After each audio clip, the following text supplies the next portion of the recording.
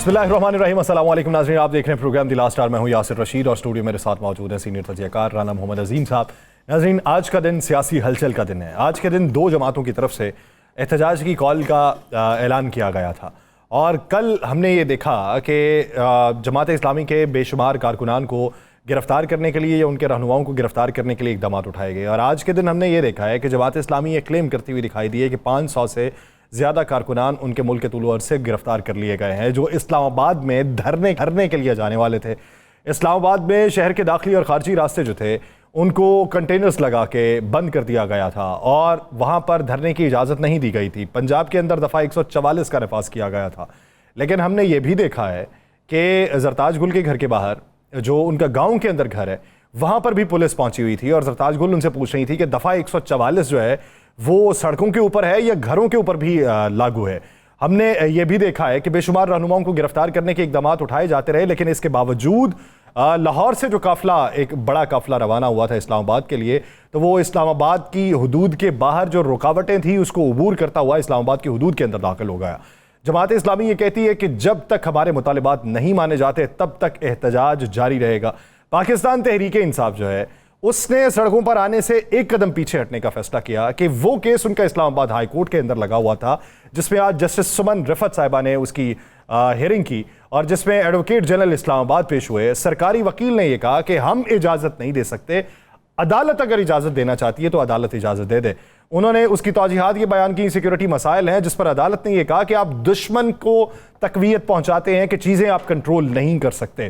तो इस बारे में जो मौजूदा सूरत हाल है, हुकूमत के लिए कितनी मुश्किल हो जाएगी। हुकूमत जो एक तरफ पाकिस्तान तहरीक इंसाफ से वहाँ ज़राई कर रही थी, अब वो अपोजिशन दीगर जमातों से करती है और इसी बीच में कोई और जमात उतर के मैदान में ये ऐलान कर देती है कि हम एक तहरीक, धरने या एहतजाज का रास्ता अपनाएंगे, तो फिर हुकूमत का तरीक़ाकार क्या होगा। राना साहब की तरफ बढ़ते हैं। राना साहब, क्या लग रहा है हुकूमत के बारे में? बिस्मिल्लाहिर्रहमानिर्रहीम, वस्सलातु वस्सलामु अलैका या सय्यदी या रसूलल्लाह, अस्सलातु वस्सलामु अलैका या सय्यदी या हबीबल्लाह।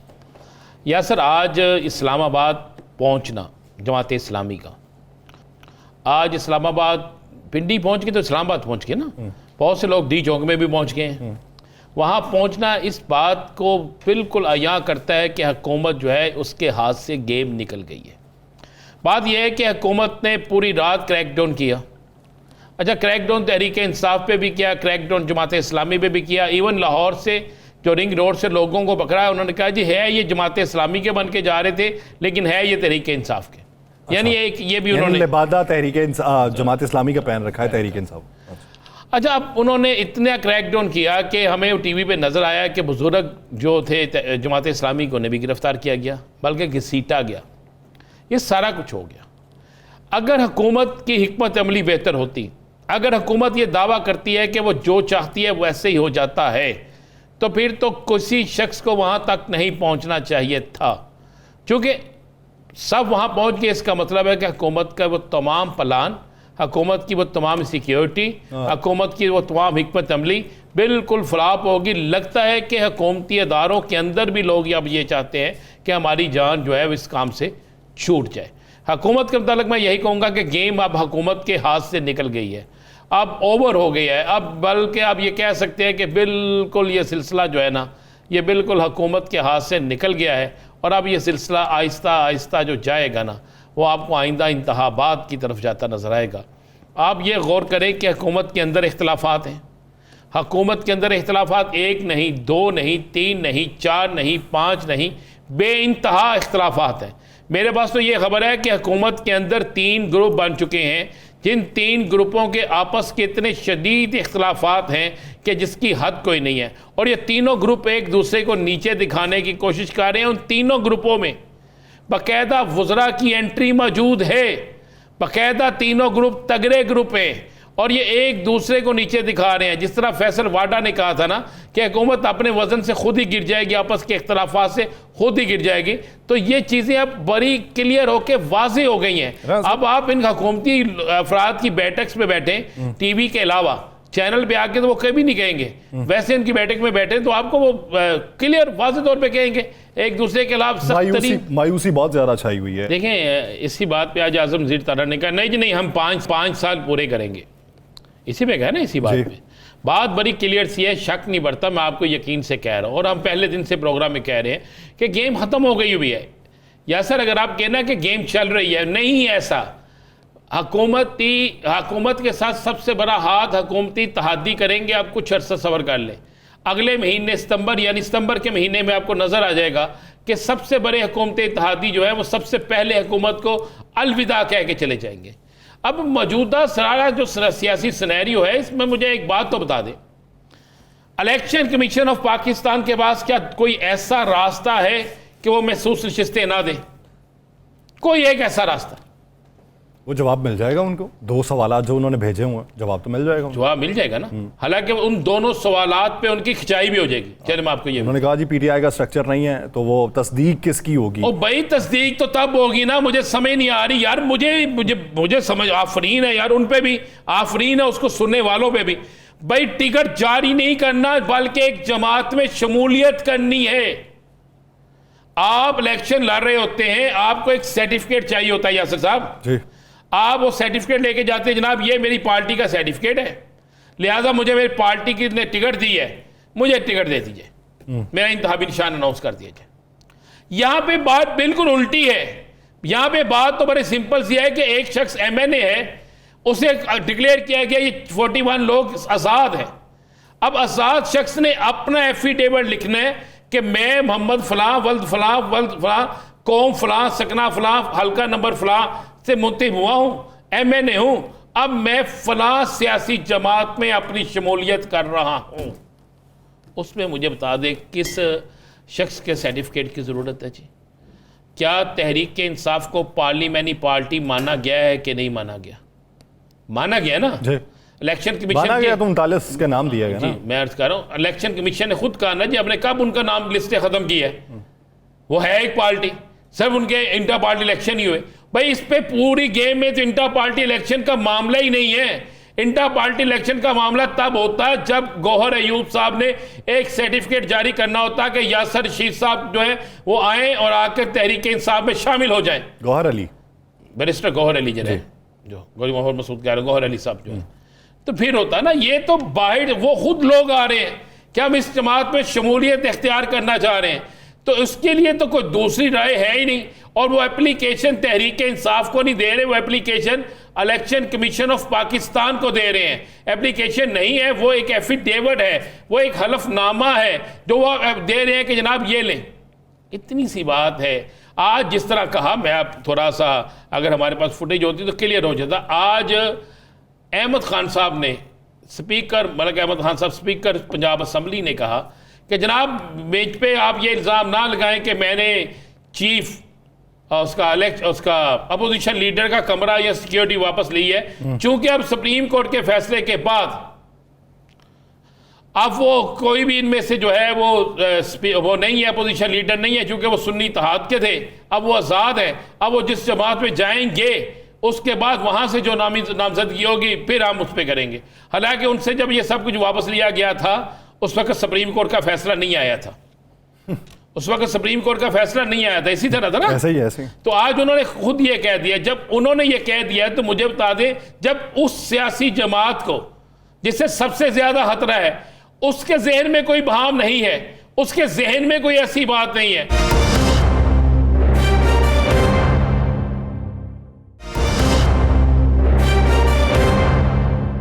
यासर साहब फिर मुझे बता दें फिर किस तरह रह जाती है। राणा साहब की अहलिया ने राणा साहब की अहलिया ने भी एक बयान दिया।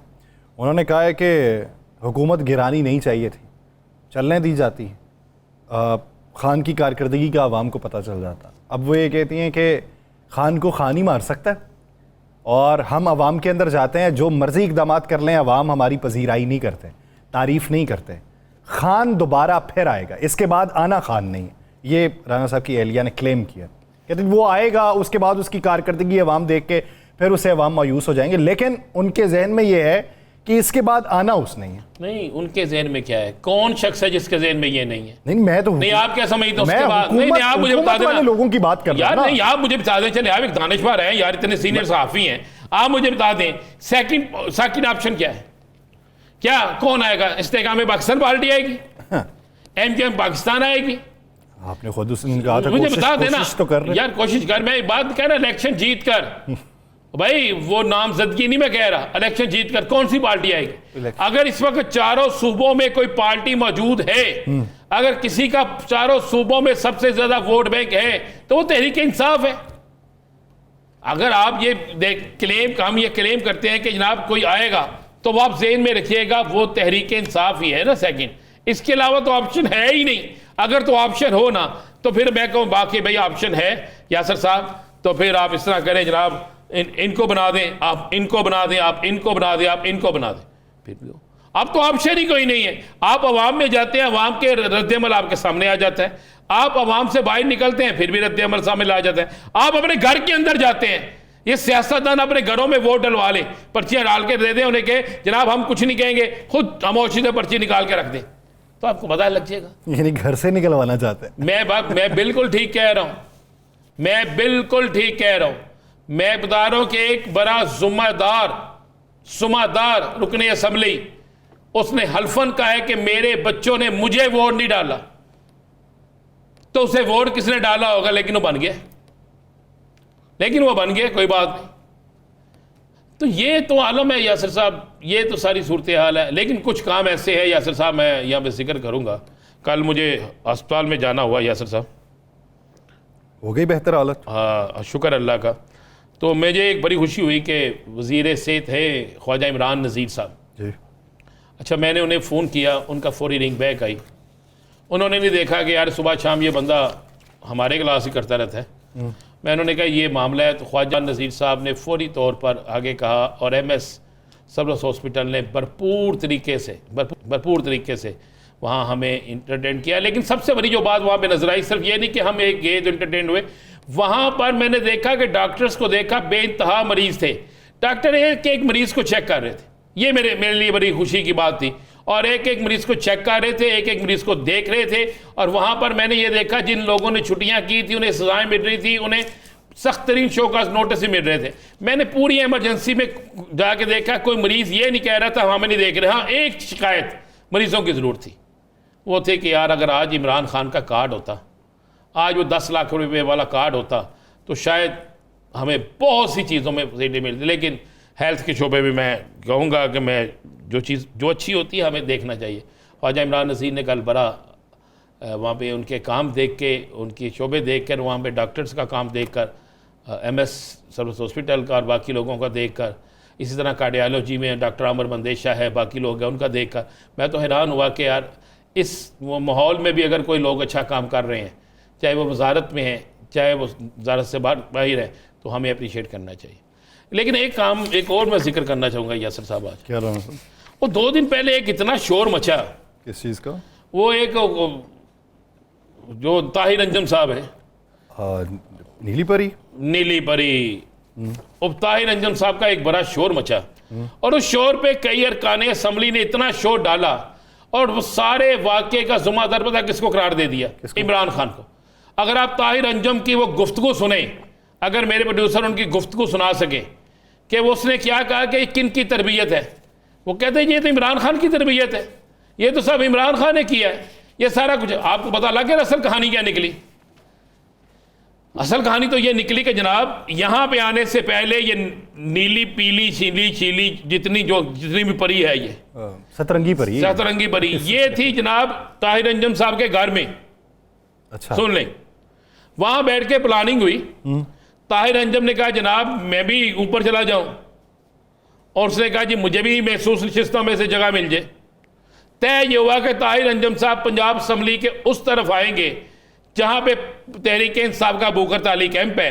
एक तीर से 2 शिकार करेंगे, कहेंगे जनाब बूकर ताली कैंप जो है ये तो एक बड़ा गलत है, लगा है, यहाँ के पे तशद्दुद होता है। नीली परी साहबा को वहां पे रक्शे में बिठा के भेजते हैं, ये वहां से वहां पे आ गई। वहां पे आने के बाद ये सारा एक एपिसोड होता है। अब अंदाजा लगाएं वो इतने आराम से मार खा रहा है। नून लीग में ऊपर जाना चाहता है और दूसरी पाकिस्तान तहरीक इंसाफ, बिल्कुल इसी तरह। अच्छा, वो इतने आराम से मार खा रहा है जैसे सामने को पोलू पलवान हो मार खाने वाला। आप गौर करें ना, अगर उसकी फुटेज दिखाए करीब से तो आपको नजर आ जाएगा, आप वो करें। अच्छा, वो नीली पीली शीली परी ने वहां पे कहा अपने इमरान खान के, अच्छा वो ये देखें ना, वो देखें ਉਹ ਮੁੱਕੇ ਤੋਂ ਪਹਿਲਾਂ ਡਰੀ ਜਾਣ ਡਿਆ अंदाज़ा लगा लो तुसी हनीफ तक कुकर कहते थे ना इन्हों ये होता। उसके बाद क्या होता है जनाब, ये गवर्नमेंट बड़ा सख्त एक्शन लेती है, पता चलता है ये तरीके इंसाफ क्या है, एक्शन तो लेना पड़ेगा। ऊपर तक फ़ोन खरकते हैं जनाब, बड़ा तेज़ होता है काम, तेज़ होने के बाद इवन के एक टीवी चैनल पे ना ये जो है ताहिर अंजुम साहब, ये बदामी साहब को प्रोग्राम में वहाँ पे कहते हैं जनाब ये बड़ी ज़्यादती है, ये इमरान खान है फ़ला फ़ला फ़ला, मैं तो इससे नहीं छोड़ूंगा, मुझे वज़ीर आला का भी फ़ोन आ गया साफ लांग। अब होता है क्या, रात को इस लड़की को ढूंढने की कोशिश की जाती है, ये लड़की नहीं मिलती, पुलिस सारी परेशान, पुलिस फौरी तौर पे टेलीफोन का रिकॉर्ड निकालती है तो हैरत अंगेज तौर पे ये निकलता है कि इसकी कई कालें इस वकूए से पहले और वकूए के बाद ताहिर अंजुम के साथ हैं, कई कालें, जिसका फौरी बाद इसे चेक किया जाता है। चेक करते करते ताहिर, यही सूरत हाल होगी ना, पायन बोती लगी थे नहीं फिर ताहिर अंजुम के घर की तरफ जाते हैं, वहां पे सीसीटीवी कैमरों में ये रिकॉर्डिंग मौजूद होती है, रिकॉर्डिंग हाथ आ जाती है, उसके घर से निकलते घर में दाखिल होते तो ताहिर अंजुम से मिलते हैं, बाहर तक छोड़ने आया। फिर जब उसको पकड़ के पूछते हैं सही सीधा जनाब जी से, वो कहता जनाब मैं अपनी जमात उत्ते जाना सी बल्ले बल्ले करानी सी, तो उन्होंने सैनट दे और महसूस नशिस्तां च ਉਹਦਾ ਨਾਂ ਆ ਜਾਂਦਾ और ਸਾਨੂੰ ਦੋਵਾਂ ਨੂੰ शोहरत मिल जाती मसन। और मैं कहना आफरीन मातम है उन लोगों की अकल पे जिन्होंने इन दोनों की बातों पे यकीन करके इतने इतने बयान जारी हो गए कि जनाब ये है तरीके इंसाफ, ये है तरीके इंतशार, सारा कुछ कह दिया एक औरत के कहने पे। पता चला कि दोनों ड्रामा कर रहे हैं। अब जिन लोगों ने इनके कहने पे बयानात दिए, होना तो ये चाहिए इस दोनों पे एफआईआर होनी चाहिए, एक पे नहीं होनी चाहिए, और दोनों सियासी जमातों को इन दोनों को निकालना चाहिए और फनकार बरादरी को अपनी फनकार बरादरी से इससे निकालना चाहिए, इस ताहिर अंजुम को, तहरीक इंसाफ को इससे अपनी जमात से निकालना चाहिए। क्या ड्रामा खेला यार, हमारी साथ हमेशा ड्रामा ही होता है। पहले इस कौम के साथ ड्रामा खेलते हैं, अब एक सियासी ड्रामा भी शुरू हो गया।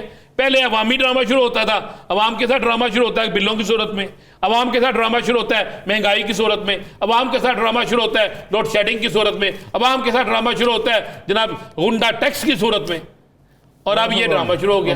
क्या कमाल, बड़ी आसानी से आप कह सकते हैं कि इन ड्रामों से जान छूटनी चाहिए। इन ड्रामों के ऊपर बड़ी सरमायाकारी हुई है सर, इन्वेस्टमेंट हुई है। जब ड्रामों पे इन्वेस्टमेंट हुई हो तो उसकी भरपाई तो होनी चाहिए सर, इतनी आसानी से तो नहीं नजर नहीं, आसानी से तो इन्होंने जाना ही नहीं, इन्होंने जाना ही छितर खा के भी जिन्होंने गलत किया है। एक ब्रेक ले ये तशद्दुद पसंदाना कार्रवाइयों की तरफ राग़िब हो रहे, गैर पार्लिमानी बात है। एक ब्रेक लेते हैं जी, ब्रेक के बाद वापस आएंगे, इसके ऊपर मजीद बात होगी। नाज़रीन कहीं नहीं जाएगा, स्टे विद अस।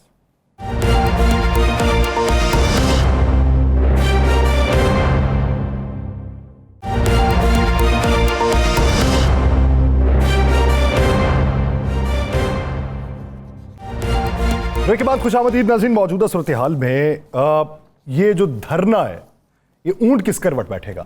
अभी मौजूदा सूरत हाल के अंदर जमात इस्लामी पाकिस्तान ने अपनी तगदो का आगाज़ किया और इस धरने की बाज़गश्त इस वक्त से कुछ अरसा पहले भी सुनाई दी थी। लेकिन क्या पाकिस्तान तहरीक इंसाफ के साथ जमात इस्लामी धरना देगी या अपने तहीं देगी? जिस तरीके से कल अमीरुल अजीम साहब से भी मैंने ये पूछा था कि ये बताइए कि क्या आपने किसी और जमात को दावत दे रखी है या फिर वैसे ही अलल ऐलान ये कह रखा है कि जो आ सके वो हमारी जमात के इस धरने के अंदर शामिल हो सकता है। क्या बाकायदा तौर पे अपना कोई वफद भेज के किसी और को दावत दी गई है या फिर ये जो टाइमिंग थी आज के दिन, जमात इस्लामी भी एक तरफ धरने की कॉल दिए बैठी थी और दूसरी तरफ एहतजाज की कॉल पाकिस्तान तहरीक इंसाफ ने दे रखी थी, इसका मुस्तकबिल में पैचअप के तौर पर आगे बढ़ते हुए मुस्तकबिल क्या होगा और उसके असरात पाकिस्तानी सियासत के ऊपर क्या पड़ेंगे, इसी बारे में बात करेंगे। हमें ज्वाइन किया है तर्जुमान जमात इस्लामी पाकिस्तान कैसर शरीफ साहब ने। कैसर शरीफ साहब बहुत शुक्रिया आपके वक्त का। कैसर शरीफ साहब, इससे पहले कि मैं आपकी तरफ आऊँ, अमीर जमात इस्लामी पाकिस्तान हाफिज नईमुर रहमान साहब ने आज जो कारकुनों को पैगाम दिया है वो ज़रा चाहते हैं अपने नाजरीन को। नाजरीन सुनिए कि अमीर जमात इस्लामी हाफिज नईमुर रहमान साहब का पैगाम क्या है, फिर इस पर मज़ीद बात करते हैं। एक तरफ तो तुम बिजली के बम हम पे गिराओ, एक तरफ तो आईपीपी माफिया को हम पर मुसल्लत करो, और हम जब आवाज उठाए तो तुम अपनी हुकूमती फस्तायत का मुजाहरा करते हुए तुम हमें पसे दीवारें जिंदा धकेलो, तुम जो कुछ भी कर लो, तुम 100 लोगों को पकड़ोगे, यहाँ 1000 और 10,000 लोगों का इजाफा हो जाएगा। तुम 1000 लोगों को पकड़ोगे, यहाँ 10,000 1 लाख लोगों का इजाफा हो जाएगा। आप धरना तवील करने के लिए तैयार है? मैं हुकूमत को मुतनब्बे कर रहा हूं कि देख लो लोगों का गम और गुस्सा, हम पुरअमन लोग हैं, लेकिन हमारे कारकुनों को रिहा किया जाए, रिहा किया जाए। हमारे लोगों को रिहा किया जाए जिन्हें गिरफ्तार किया गया है, और जो मुतालिबात हैं जमात इस्लामी की तरफ से रखे गए उनको मंजूर किया जाए। कैसर शरीफ साहब, अगर देखें तो इस सूरत हाल के अंदर बहुत सी जगहों पे हडल्स कायम की गई, कितने कारकुनान अब तक हैं जो आपकी इतलात के मुताबिक गिरफ्तार हैं?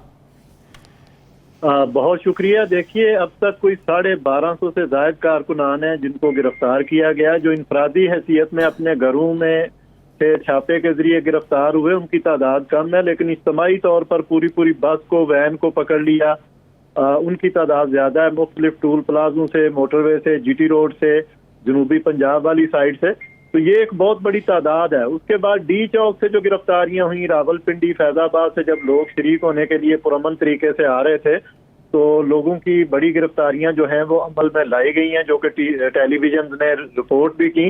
तो इस तरह ये कुल मिला के तकरीबन 1250 से ज्यादा कारकुनान और जिम्मेदारान हैं जो अभी हिरासत में हैं, जिनको गिरफ्तार किया गया है, जिसकी हम मजम्मत करते हैं। और हम ये समझते हैं कि ये किसी भी जमहूरी दौर में ये रवैया जो है वो काबिल कबूल नहीं रहा और अब भी काबिल कबूल नहीं है। हुकूमत फौरी तौर पर हमारे कारकुनान को रिहा करे और पुरअमन एहतजाज करना हर एक शहरी का कानूनी, जमहूरी और आईनी हक है, और हर एक को वो हासिल है। उससे आप उसको जबरदस्ती इस अंदाज में नहीं रोक सकते। हुकूमत बुखलाहट का शिकार है और ये खुली फस्तायत पर उतर आई है। कैसर शरीफ साहब, आप लोग पहुंच के हैं प्लान बी पे। प्लान ए तो था डी जोंक का, अब हम क्या समझे प्लान ए ख़त्म हो गया और प्लान बी पे रहेंगे। और सुनने में आया कि आज किसी वक्त भी आपके मुज़ाकरात भी हो सकते हैं।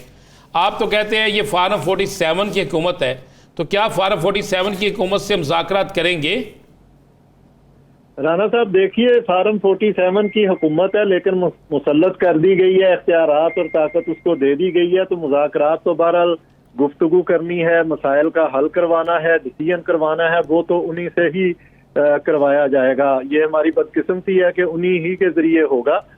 जहाँ तक ताल्लुक है कि उनके अलावा तो कोई ऐसा जरिया नहीं है कि जो इन मसाइल को हल करे। इसलिए जमात इस्लामी ने हुकूमत को कोई बहुत बड़ी लिस्ट जो है वो नहीं दी, बल्कि हमने तो कहा है कि अवाम को रिलीफ दो, और हुकूमत अगर ये मसला हल करना चाहती है तो बिजली के बिल का, IPPs का जो मामला है, जो पैमाने पर निचोड़ा गया है और उनके जालमाना मुआहदे हैं और अरबों खरबों रुपया वो ले चुके हैं, बिजली इस्तेमाल नहीं भी की जाती तो उनको पेमेंट की जाती है, उनको रिविजिट किया जाए। इसी तरह जो तनख्वाहदार तबके पर बड़े पैमाने पर टैक्स लगाया गया है, उस टैक्स को भी कम किया जाए। तो ये वो मुतालबा है जमात इस्लामी की ज़ात के लिए, या अमीर जमात इस्लामी हाफिज नईमुर रहमान साहब अपने लिए तो कुछ नहीं मांग रहे, अवाम के लिए रिलीफ मांग रहे हैं। और हर घर का ये मसला है कि बिजली का बिल आता है, गोया वो बिजली का बम है, और उसकी अदायगी के बाद घर के लिए, दीगर अशियाए ज़रूरिया के लिए, बच्चों के लिए, सेहत के लिए, तालीम के लिए कोई वसाइल ही नहीं बचते और लोग मजबूर हैं कि वो चीज़ें फरोख्त करके। अच्छा कैसर साहब, ये बताइएगा कि पाकिस्तान तहरीक इंसाफ अगर आपके साथ मैदान में उतरती है, फर्ज कर लें मुश्तरका तौर पे धरना हो जाता है, उनके मुतालिबात कुछ और होंगे, आपके मुतालिबात कुछ और होंगे, कौन से मुतालिबात की तकमील पे दोनों उठेंगे या फिर अलहदगी इख्तियार कर ली जाएगी? देखिए, मेरा ये ख्याल है कि जितनी अपोजिशन की जमातें हैं, हमारा उनसे राब्ता भी है, मते भी हैं, हमारी कुछ चीजें निकात भी हैं जिन पर हमारी गुफ्तगू हुई। इसी तरह चकजई साहब, नसर साहब और एक पूरा वफद जो है वो मंसूरा भी तशरीफ लाया था, वहाँ मुलाकात भी हुई, डिस्कशन भी हुई। बहुत सारी मुश्तरकात हैं। जिस तरह हम ये समझते हैं कि फार्म 47 पर जो हुकूमत मुसल्लत की गई है, ये इसका मैंडेट नहीं है, उनका भी यही मौक़िफ़ है। महंगाई के हवाले से, बेरोजगारी के हवाले से भी वो यही बात कर रहे हैं, बिजली के बिलों के हवाले से भी उनका यही है। तो हम ये समझते हैं कि जमात इस्लामी का उस इत्तेहाद से कोई ताल्लुक नहीं है, लेकिन मुश्तरकात पर एक दूसरे के पास आना जाना, मिलना मिलाना, प्रोग्रामों में शिरकत करना, ये कोई ऐसा इशू नहीं है। जमात इस्लामी ने आज भी अमीर जमात इस्लामी ने खुलकर बात की कि तमाम जमातों को हम दावत देते हैं कि जो समझती हैं कि इस वक्त मुल्क और उसकी अवाम मसाइल का शिकार है और ये हुकूमत जो है ये IMF की ईमा पर जालमाना फैसले कर रही है, इसका बजट भी जालमाना है, वो आए हमारे एहतजाज में पुरअमन तरीके से शरीक हो जाएं। तो मैं ये समझता हूँ कि ये आने वाले दिनों में इसमें शायद चीज़ें डेवलपमेंट होगी और बहुत सारी चीज़ें आपको देखने को मिलेंगी। आज भी मैंने महसूस किया कि हाफिज नईम रहमान साहब की अपील पर बहुत सारी दीगर जमातों के कारकुनान जो हैं वो जमात इस्लामी के प्लेटफॉर्म से जद्दोजहद कर रहे हैं और पुरअमन है और बड़े अच्छे अंदाज में उन्होंने हाफिज नईम साहब के इस इनिशिएटिव को ना सिर्फ पसंद किया है बल्कि वो अपने घरों से निकले हैं और इस धरने में शामिल हैं। अच्छा, ये तो बता दें कि आपके समझ लें कि मुज़ाकरात शुरू हो जाते हैं आज रात को ही, मुज़ाकरात पे यकीन दहानी पे जाएंगे या अमल दरामद पे जाएंगे? देखिए राना साहब, हमारे मुज़ाकरात का अव्वल और आखिर जो है वो अवाम को रिलीफ दिलाना है। हम जब तक अवाम को रिलीफ अमली तौर पर नहीं दिया जाता, चीज़ें नहीं हो जाती, ये धरना जो है अमीर जमात इस्लामी ने अनाउंस किया है, ये जारी रहेगा। अगर हमको इसी तरह रोका गया, हमारे रास्ते जो हैं उन पे रुकावटें खड़ी की गई, गिरफ्तारियां की गई, तो उन्होंने ये भी कहा है कि फिर धरना नहीं कई धरने होंगे। और आज भी हमने देखा कि जहां जहां कारकुनान को रोका गया, इवन के अगर गिरफ्तार करके वो कैदियों की वैन में भी ले जा रहे हैं तो वो उसमें भी धरना हुआ और लोग एहतजाजन नारे लगा रहे थे। तो मेरा ये ख्याल है कि ये हुकूमत के उसमें है कि ये कब तक ये धरना जारी रहेगा और हुकूमत की यकीन दहानी पर हम जाने वाले नहीं हैं जब तक अमल दरामद की कोई शक्ल नजर ना आए, अवाम को रिलीफ जो है वो ना मिले और अवाम को ये मैसेज ना जाए कि जमात इस्लामी जो है वाकयातन उनकी जंग लड़ रही है, उनके लिए जद्दोजहद कर रही है। तो मेरा ख्याल है कि उस सूरत में ही इस धरने का जो है वो खात्मा होगा और अमीर जमात इस्लामी हाफिज नईम रहमान साहब ही के जरिए जो है इसका ऐलान सामने आएगा। अच्छा कैसर साहब, ये बताइए जो कारकुनान आपके गिरफ्तार हो गए, जिनकी तादाद आप 1250 से ज़ायद बता रहे हैं, उनकी रिहाई के लिए साथ ही साथ कोशिशें करते रहेंगे या फिर इस धरने के इख्तिताम पे सोचा जाएगा? देखिए, आज भी जिस तरह अभी आप सुनवा रहे थे, इसी खिताब में उन्होंने कहा कि हमारे कारकुनान को फौरी तौर पर रिहा किया जाए। उनकी रिहाई के लिए कोशिशें जारी हैं। मैं ये समझता हूँ कि वो इस 24-25 करोड़ आवाम की वजह से, उनका ज़ाती मसला शायद इतना बड़ा ना हो, वो अफोर्ड कर सकते हों, लेकिन इस आवाम की वजह के लिए वो घरों से निकले और अपने आप की इन मुश्किलात और आजमाइशों में वो आए। तो उनकी रिहाई हमारा ज़ाहिर एक बुनियादी और तरजीही मामला है। बहुत शुक्रिया कैसर, इस हवाले से अपना वक्त देने के लिए। नाज़रीन, दीगर इश्यूज़ पे बात करेंगे एक शॉर्ट ब्रेक के बाद, कहीं नहीं जाएगा। Stay with us.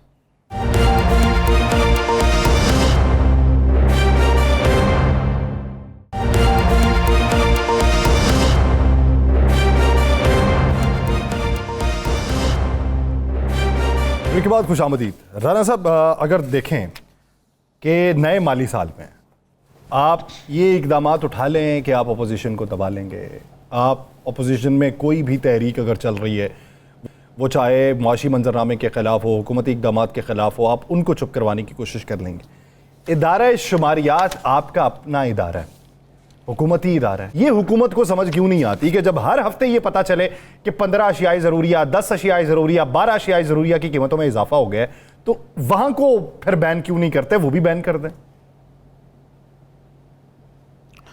बात यह है कि यासिर साहब, मुझे पाकिस्तान, हुकूमत पाकिस्तान के एक वज़ीर को बुलाकर सब्ज़ी की कीमतें उनसे पूछ लें क्या है। अगर कोई एक वज़ीर सब्ज़ी की कीमतें बता दें, दालों की कीमतें बता दें, एक वज़ीर जो है वो रोज़मर्रा की अशिया की कीमतें बता दे कि आज की ये कीमत है, तो जनाब मैं हाथ चूमूँगा उस शख्स के। जब वज़ीरों को, मशीरों को, अरकान असम्बली को ये पता ही नहीं है कि अवाम किस मुसीबत से गुजर रहे हैं, जब उन्हें ये पता ही नहीं, वो तो एक मिनट से पहले एक बयान जारी करते हैं, जनाब हमने अवाम के लिए एक बड़ा रिलीफ दे दिया। भाई, ना अवाम को बड़ा पुल चाहिए, ना अवाम को बड़ी खूबसूरत सी सड़क चाहिए। क्या सड़क पे जाके खाना मिल जाएगा? क्या बड़े पुल पे जाके आपको खाना मिल जाएगा? अवाम को बिलों में राहत चाहिए, अवाम को टैक्सों में राहत चाहिए, अवाम को जो वो रिलीफ चाहिए जिससे उसके बच्चे को दूध मिल सके, बच्चे को तालीम मिल सके, बच्चे को रोटी मिल सके, जिस बच्चे को अपने घर के अंदर रहने की जगह मिल सके, बाप को मजदूरी की जगह मजदूरी भी मिल सके, मजदूरी की जगह भी मिल सके, यहाँ पे इंडस्ट्री भी चल सके, जहाँ पे बाजारों में रौनक नजर आए, लोगों की खरीद फरोख्त की सक्कत हो, वहाँ पे दुकानदार को रात को अपनी दुकान बंद करते हुए ये ना कहना पड़े कि मैं मुस्तकिल ही दुकान बंद कर रहा हूँ, कारखानेदार को ये ना कहना पड़े कि मैं अभी आगे मजीद अपना कारखाना नहीं चला सकता, फैक्ट्री वाले को ये ना कहना पड़े कि मैं अगले महीने बिजली का बिल, गैस का बिल अफोर्ड नहीं कर सकता। तो जनाब फिर वो हमें वो चाहिए। लेकिन मुझे समझ से बाहर है कि आप जो आप बात कर रहे हैं ना कि इनको अंदाजा है। राणा साहब, कद्दू का रेट अमूमी तौर के ऊपर क्या होता है? यार मैंने तो 25 रुपए किलो, 30 रुपए किलो, 40 रुपए किलो, 50 रुपए किलो, इससे ज़्यादा क्या होना चाहिए? सुभान अल्लाह सर, 400 रुपए। मुझे पता है ना, मैं 400 रुपए। जिस मुल्क में बैंगन 200 रुपए किलो तक चला गया हो, जिस मुल्क में गोभी इतनी महंगी हो गई हो, तो आप कह रही हैं 400 रुपए? ओ भाई, इनको क्या फर्क पड़ता है? इन्होंने लानी है सब्जी। ये खरबोपति लोग हैं यार, करोड़ों रुपए इलेक्शन पे लगा के आते हैं। ये अवाम के वोटों से नहीं, अवाम के जमीरों को खरीद के आते हैं।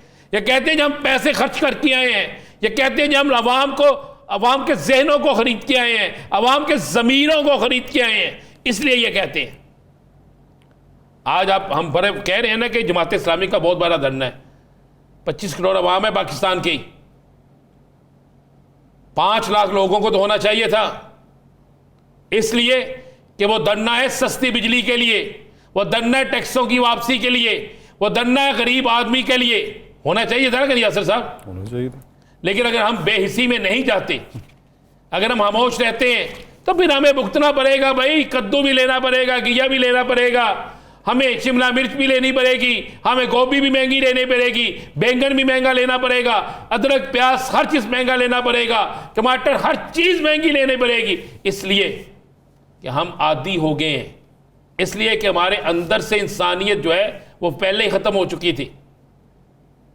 हमारे अंदर से मतलब है उनके जो जहीरा अंदोज बैठे हैं, उनके अंदर से जो हमारे ऊपर हुक्मरानी कर रहे हैं, वो सब। अब मैं तो कह रहा था अभी आप इस प्रोग्राम में मेरा कोई मौसन हुकूमती जिम्मेदार होता तो मैं उनसे पूछता, जनाब मुझे सिर्फ आज की सब्जियों के रेट बता दें। जिस शख्स को ये पता ही नहीं कि गरीब आदमी किस तरह जी रहा है, जिस शख्स को ये पता ही नहीं कि किसी के घर किस तरह रोटी पक रही है, जिसको ये पता ही नहीं कि आइंदा के हालात क्या होंगे, तो उसने क्या करना है? तो यहाँ पर आपने एक सब्जी की बात की है, बड़ा लगता है आज वो ही लेने गए थे आप। ले बैठे, मालूम पड़ गया कि रेट क्या है। तो इनको भी भेजना चाहिए ना यार। दाल जो है, ये जो है वाइट दाल जिसे क्या कहते हैं, माश की दाल, 500 से ऊपर है, 500 से ऊपर है। मेरी वज़ीर आला ने कहा चिकन पे कंट्रोल करें, ये मसनूई कीमतें किसने बनाई हैं? तो वज़ीर आला साहब आपकी दौरे है, आपकी हुकूमत है, आपके कंट्रोल इसमें जो रेट करते, रेटों को कंट्रोल करते हैं, आपकी टीम है, डीसी आपके हैं, डिप्टी कमिश्नर आपके हैं, कमिश्नर आपके हैं, ब्यूरोक्रेसी आपकी है। बजाय उन्हें तहरीक इंसाफ के कारकुनों की लिस्टें तैयार करने के, बजाय उन्हें तहरीक इंसाफ ये जमात इस्लामी के लोगों के घरों पे छापे मारने की बजाय इन जहीरा अंदोजों पे छापे मारने का कहें, इस माफिया पे छापे मारने का कहें। उनके बयान के बाद जब उन्होंने चिकन के बारे में बयान दिया ना, कीमत बढ़ गई है। उस बयान के बाद की सूरत हाल बाद में जो रिपोर्ट जारी हुई है, 4.80 ये परसेंट जो है वो चिकन की कीमत में इजाफा हुआ। मैं कह रहा हूं कि एक बयान और देता था, और ये वो रेट है जो सरकारी है, तो सरकारी रेट पे अभी तक मिला कुछ नहीं है। जो बल्कि मैं मसले वाली बात आपको बताऊं, वो मैंने सरकारी लिस्ट में देखा कि मटन 1400 कुछ रुपए या 1600 कुछ रुपए, और मैं क्या 1400 या 1600, इससे ज़्यादा नहीं। मैंने देखा, मैं कहा कमाल हो गया यार। वो मैं लेने चला गया मंडी में, ये जो उनके बाज़ार लगते हैं, मुझे कहीं नहीं नज़र आया। मैंने फिर एक दोस्त था मेरा, वो बकरों का काम करता है, मैंने उससे पूछा, मैं क्या यार मंडी में इस रेट पे मिल जाता है? वो कहते नहीं, मरे बकरे का मिलता जी। मैं कहा नहीं, कोई ऐसा बकरा जरा को बड़ा ही कमज़ोर होवे, कोई खांदा ना। उन्हें कहा भाई जान साढ़े होंदे तो कोई नहीं जाएगा। मैं कहा जरा उत्थे लग्या होंदा है। वो कहता फिर जरा उत्थे लग्या होंदा, उन्होंने पता होएगा जी वो कित्थों लियाते ने बकरे। मुझे एक बात है, आपको ये मटन का रेट मिलेगा? ये इसी तरह है, मेरी वज़ीर आला का हुक्म, जिस तरह सूट है ना, जिस तरह इस रेट पे तो सर बीफ मिलता है किस रेट पे वाला बीफ? 1400। हाँ, अल्लाह भला करे। तो चिकन भी बीफ के मुकाबले में जा रहा है। मटन जो है वो अल्लाह ने चाहा तो अगर ये इसी तरह तवज्जो देते रहे तो 4000 पे जाएगा। जब जिस मुल्क में घिया जो है वो 400 रुपये से ऊपर चले जाए, जिस मुल्क में बैंगन जो है महंगा हो जाए, जिस मुल्क में शलजम की मिर्च जो है वो महंगी हो जाए, शिमला मिर्च महंगी हो जाए, जिस मुल्क के अंदर आलू जो है वो नायाब हो जाए, हाफिज़ फैज़ में कामयाब हो जाए, तो उस मुल्क में क्या हाल होगा? मुझे एक बात जी, आलू की कीमत में कमी रिकॉर्ड की गई कि क्या कमी रिकॉर्ड की गई है? 0.17%। सदके जामा ना तो बरी की थी इन्होंने। ओह कमाल है। इनको ना मैं कह रहा हूँ कोशिश करें कि हुकूमती वज़ीर मिल जाए, ज़रा उनसे रेट ही पूछ लेना। कोई वज़ीर मिल जाए ना, उनसे पूछ लें। वज़ीर हुकूमत को नहीं मिल रहे, हमें कहाँ मिलेंगे सर? लेकिन एक चीज़ मैं बताऊँ तुम्हें यासर साहब, आपको एक चीज़ बताऊँ तुम्हें, आने वाले दिनों में ये बड़ा रिलीफ देने जा रहे हैं। अच्छा, वो इतना बड़ा रिलीफ देने जा रहे हैं कि हमसे रिलीफ संभाला नहीं जाना। अच्छा जी। हमने कहना ले लो वापस, ले लो वापस। मैं इस कौम को कह रहा हूँ ये अगले महीने बिल लाने थे ज़रा। तो ये जो ऐलान किया ना बड़ा इन्होंने 500 वाला भी, और दूसरा जनाब इतने इतने आपको कम आएंगे बिल जिनके 200 से कम यूनिट है, ज़रा अगले महीने के बिल लाने दें, फिर आप ज़रा चीखें सुनिएगा। फिर एक घर में तो वो हो गया ना लड़ाई झगड़ा, जॉइंट फैमिली जहाँ पे रहती है, ज़रा उनका हाल देखिएगा, आम मजदूर का हाल देखिएगा, आम शख्स का हाल देखिएगा क्या होता है। भाई किसानों ने क्या है कि हमने फसल ही काश्त नहीं करनी, ट्यूबवेल के पैसे कहाँ से लाएं, कहाँ से डीजल के पैसे लाएं, कहाँ से डीजल पे चलाएं, हम किस तरीके से हम पैसे पूरे करें। खाद महंगी, बीज महंगा, हर चीज महंगी है, टैक्स ज़राअत पे टैक्स लगा दिया आपने, और आप कहते हैं जनाब हम ज़री मुल्क है, किसान जो है वो ये करे। ऊपर से आप सोलर किसको दे रहे हैं? जो फाइलर होगा, लबो फाइलर नु जाके इस हुकूमत आप वजीर फाइलर नहीं होने। फाइलर फाइलर फाइलर फाइलर मैंने सुना एक फाइल ले लें तो बन जाता है बंदा, ऐसा ही है यार। हंसना शुरू कर देते हैं मेरी बात पे। नहीं कैसे होता फाइलर? फाइल को फिल करें ना तब जाके फाइलर होता। क्या फिल में क्या लिखना है? फिल लिख दे, जो कमा रहे हैं उसके हिसाब से लिखना। फाइलर तो वो होगा यासिर साहब जिसके पास कोई सरमाया होगा या जिसकी सैलरी बहुत ज़्यादा है, वो फाइलर हो जाएगा। जब आपको क्या है, हर शख्स की सैलरी से तो आप टैक्स काट रहे हैं, तो वो कहते हैं कि फाइलर उनकी मनते क्या है कि आप खुद को रजिस्टर्ड करवा दें कि हमारा इतना टैक्स बनता ही नहीं है, यानी हम टैक्स की उस कैटेगरी में आते नहीं है, आप सारा अपना गोशवारा जो है वो हमारे सामने रख दें।